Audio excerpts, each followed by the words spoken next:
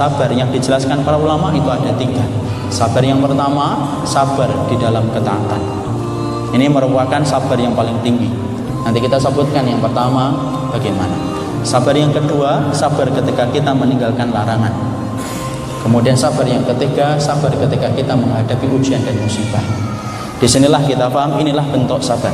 Dan kita akan terangkan satu persatu poin ini, karena sesungguhnya antum tidak akan pernah meminta kepada Allah sifat kesabaran kalau antum tidak paham betapa besarnya kedudukan ini dalam kehidupan kita beribadah kepada Allah. Sekarang yang pertama, sabar ketika menghadapi atau menjalankan ketaatan. Kenapa merupakan sabar yang paling besar kedudukannya? Jauh melebihi sabarnya kita ketika menghadapi ibu kita meninggal dunia. Kenapa sabar ini menduduki keutamaan sabar ketika kita menghadapi larangan? Maka sesungguhnya para ulama menyampaikan sabar di dalam melakukan ketaatan itu merupakan yang paling besar. Kenapa kedudukannya itu paling besar pahalanya? Karena sabar dalam ketaatan tidak bisa dilakukan hanya di satu musim, tetapi sesungguhnya sabar dalam ketaatan itu dilakukan dalam segala musim sampai kita menutup mata. Antum ketika menghadapi ujian, antum sabar, ya memang pilihannya cuma 2. Antum tiba-tiba berdering telepon antum jam 2 malam, kemudian antum angkat, dikatakan di ujung telepon, ibu antum meninggal baru saja.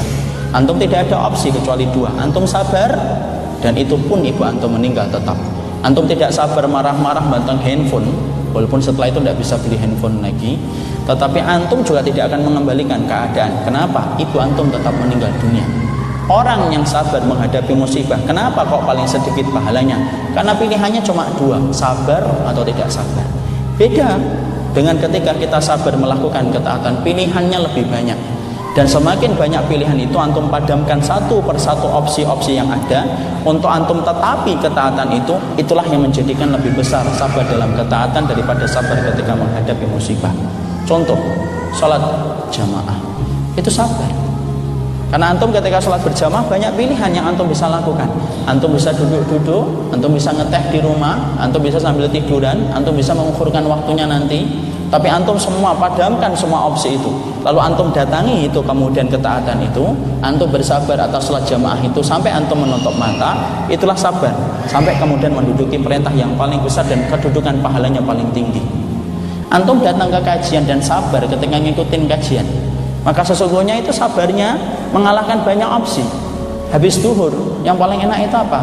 Tiduran, habis makan habis makan kotokan tahu, kemudian antum minum teh hangat, tiduran. Antum bisa rehat, antum bisa ketemu teman-teman, antum bisa kemudian searching kemana-mana ketika antum ingin nonton kemudian di dunia maya. Tapi antum tinggalkan semua itu, kemudian antum datang ke sini, antum memadamkan semua opsi itu.